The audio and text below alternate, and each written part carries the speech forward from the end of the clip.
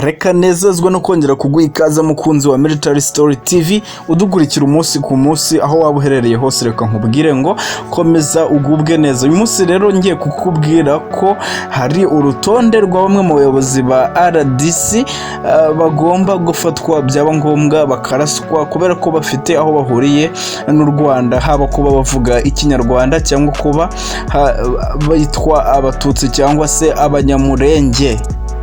Liste ya bamwe mu bayobozi rero bo muri Repubulika Iharanira Demokarasi ya Kongo bagomba gufatwa no guhagarikwa ku mirimo ikaba yongeye gushyirwa ahagaragara. Aya magambo akaba yabanje gutangazwa na General Richard Akasonga ku itariki ya 29 z'ukwa gatanu 2022 ubwo yivugiye n'amazina y'abagomba gufatwa cyangwa byaba ngombwa bakaraswa. Mu ijambo rye rero yagize ati hari abasirikare b'abacengezi bakuru bari mu ngabo za Kongo FARDC baba generali bahawe amapeti atari ayabo bayahabwa na perezida wariho icyo gihe, ariko kugeza ubu ntabwo ari abakongomani ahubwo n'abacengezi b'abanyarwanda. Rero kuva bene wabo bari kuturwanya mutangire mu bafate abiruka mu barase. Kuri ubu iyo liste ikaba yongeye kujya agaragara, ikaba irimo aba bakurikira: General Bisengimana, Colonel Bikorimana, General Pacifique Masunzu, Kijeje Obedi Bagande, Kabira Kanambe Nyankeri.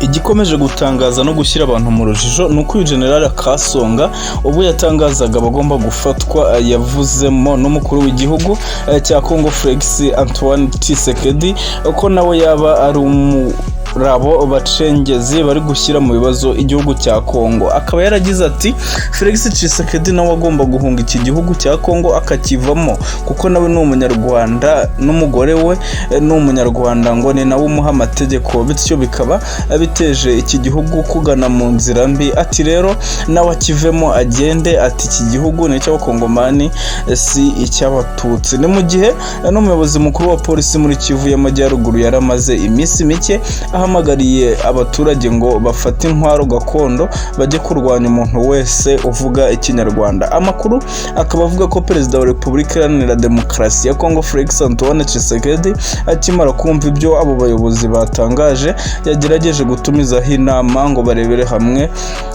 uko bafata ingamba zo gukemura iki kibazo cya Kongo. Ngaza gutungurwa nuko bamwe bamusubije ko iyo nama batari buyibonekemo. Amakuru rero ahari ubu ngubu akaba ari gusa naho akorera ku gitutu cya bamwe mu bayobozi b'ingabo na polisi ndetse na bamwe bo muri guverinoma, ndetse ngo we ku giti cye ntiyifuzaga ko FARDC yavanga ingabo na FDLR kugira ngo babashe kurwanya M23, ariko kubw'igitutu ari kugerekwaho cya bamwe mu bayobozi bagize guverinoma ndetse n'abakuru b'ingabo na polisi bemeje ko intambara bagomba kwirwana bafatanyije na FDLR ngo kuko na M23 ari abanyarwanda si abakongomani. Umuvugizi w'ingabo z'umuryango w'abibumbye MONUSCO Bintu Keita kuva tariki 19 z'ukwa gatandatu 2022 yavuze ko imvugo z'urwango n'urugomo bikomeje kugaragara muri Kongo bishobora gutera ibibazo bikomeye. Ahamagariye leta ya Kongo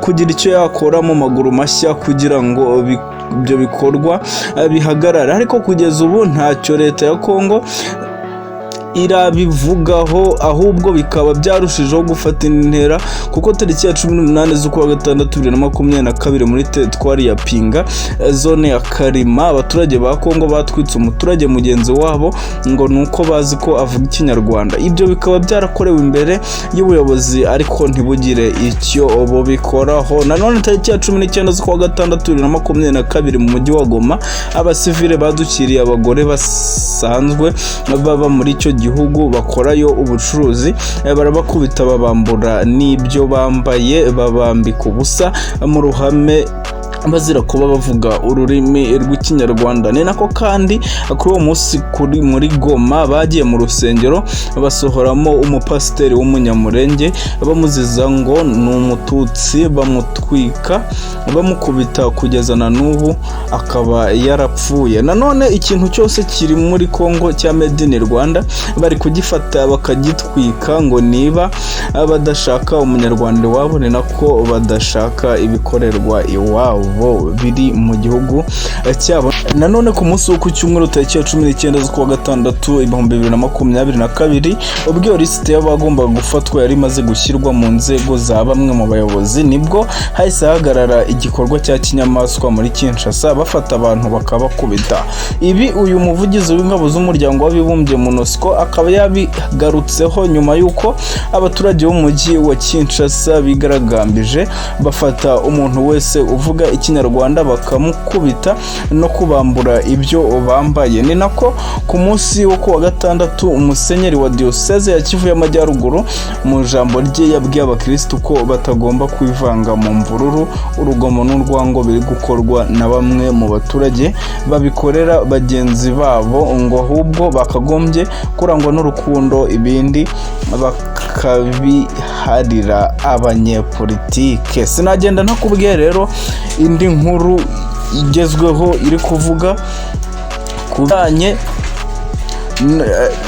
n'imenyekana ry'umuntu wishwe atwitswe ashinjwa kuba ari umunyarwanda nk'uko nari mbigarutseho hejuru. Nyuma yaho rero kuri iki cyumweru tubagejejeho amakuru yaturukaga muri Repubulika ya Demokarasi ya Kongo mu ntara ya Maniema y'umuntu byavugaga ko ari umunyarwanda wishwe n'abaturage mbere yo gutwikwa mu mujyi rwagati. Uba amakuru rero agera kuri twebwe aravuga ko uyu muturage atari umunyarwanda ahubwo ari umunyekongo wo mu bwoko bw'abanyamurenge. Ni nyuma yaho rero Repubulika ya Demokarasi ya Kongo hakomeje kugaragara imvugo z'urwango zerekejwe n'ibikorwa by'ubugizi bwa nabi byibasira abanyarwanda, abanyekongo bavuga ikinyarwanda, abanyamurenge ndetse n'abasa nkabo. Kuwa gatandatu rero ushize muri teritwari ya Pangi komini ya Karima mu birometero bike uvuye mu mujyi wa Kindu umurwa mukuru w'intara ya Maniema, abaturage bishe umugabo. Amakuru ya mbere yatangajwe yavugaga ko ari umunyarwanda, abukeye bwaho kuri iki cyumweru gishize bamutwikira mu mujyi rwagati. Amakuru ariho ubu nk'uko tubikesha urukuta rwa Twitter rwa Maisha DRC aravuga ko uyu mugabo wishwe ari umunyamurenge witwa Semutobo, akanyomoza amakuru yavugaga ko ari umunyarwanda.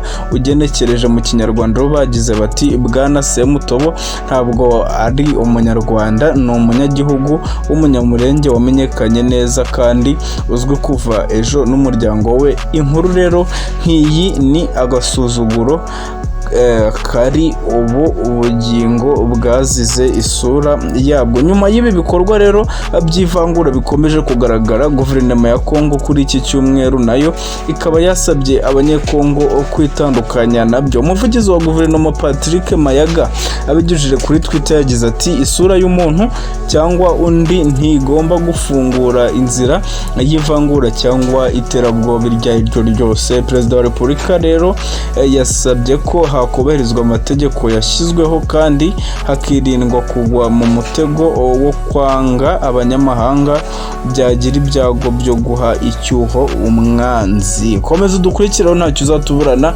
Ndagushimiye cyane aho dukurikiye kuva inkuru itangiye kugeza irangiye. Komeza ugubwe neza, turabakunda cyane.